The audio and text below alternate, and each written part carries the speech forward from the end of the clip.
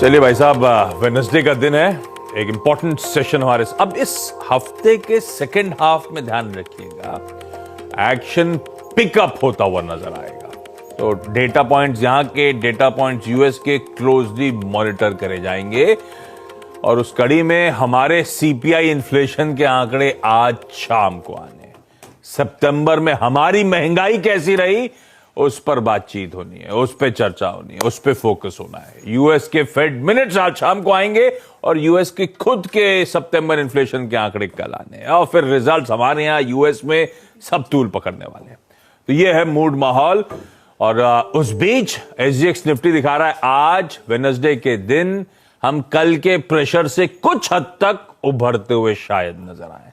50-55 point ऊपर खुलने के इंडिकेशंस, 1/3% के उछाल के साथ।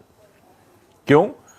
लाइए भाई, यूएस का बाजार कल का स्क्रीन पे मिला जुला कामकाज हुआ। डाउ इन ग्रीन था, फ्लैटिश कह लीजिए, ऑफ हाइज कह लीजिए। ये जो डाउ आपकी स्क्रीन पे डायरेक्टर साहब ने प्रेजेंट करा है, दरअसल एक समय 400 पॉइंट की मजबूती थी, ऊपरी स्तरों पे टिक नहीं पाया। वो 400 पॉइंट मजबूती वाला केवल 36 अंक बढ़त के साथ क्लोज हुआ। तो एक्चुअली ऊपर से कूल ऑफ हुआ।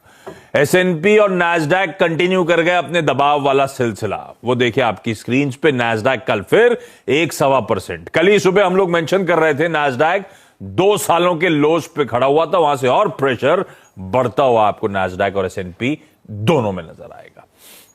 पर आज सुबह थोड़ी सी तस्वीर बदल गई। 1/3 से आधे % के उछाल के साथ यूएस के फ्यूचर्स अब इस समय ट्रेड कर रहे हैं। ये जो यूएस में कल का दबाव था, हम दरअसल 1% अक्रॉस बेंचमार्क प्रेशर डाइजेस्ट करके गए हुए हैं और उसके सामने डाउ तो ग्रीन में क्लोज हो गया और आज सुबह फ्यूचर्स मजबूत नजर आ रहे हैं। इसीलिए आप देख रहे हैं एसजीएक्स, इसीलिए देख रहे हैं एशिया में मिला जुला कामकाज। ऐसे में ग्लोबली मूड मॉल है कैसा? नीरज जी बगल में बैठे, इनसे बातचीत होनी है। कैसा मूड भाई? 2 रीजंस थे कल मार्केट की, वहाँ के जो पिटाई हुई है उसके। नैस्डैक 2 साल के लोस पे चला गया है। एक रीजन ये था, पहला जो दोपहर बाद से तेज गिरावट देखने को मिली, हम लोग कमाई गड्ढम देख रहे थे कि एकदम बहुत सरपट गिरता रहा। बैंक ऑफ इंग्लैंड ने साफ कह दिया है कि सारे फंड मैनेजर्स के पास कि आपके पास 3 दिन है, इस वीकेंड तक अपना वो पोजीशन संभाल लीजिए वरना हम सेलिंग शुरू कर देंगे। क्या बोला आपने? सॉरी।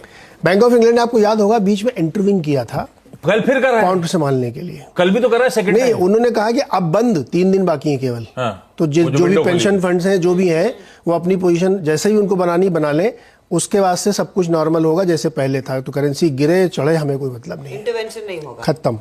और इसी महीने इसका ऐलान करेंगे।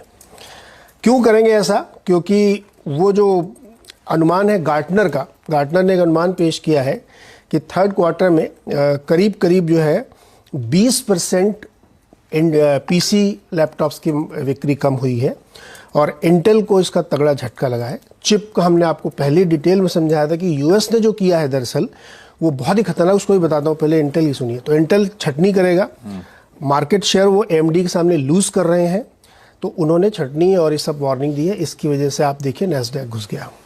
अब चिप में क्या प्रॉब्लम साइड बाई साइड चल रही है कि यूएस ने इतने सख्त नियम बना दिए हैं कि आप जो चिप बनाने के लिए मशीनरी चाहिए वो आप एक्सपोर्ट नहीं कर सकते। तो चाइना के खिलाफ इन्होंने ये कदम उठाया, तो उससे अपनी कंपनी को नुकसान हो रहा।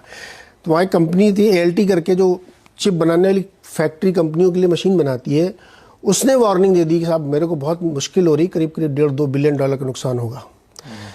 तो इसीलिए आप देखिए नैस्डैक एकदम अलग ट्रेजेक्ट्री में चल रहा है, दुनिया किधर भी जाए वो गिर ही रहा है। तो यही 2 कारण थे जो कल यूएस मार्केट को नीचे खींचे।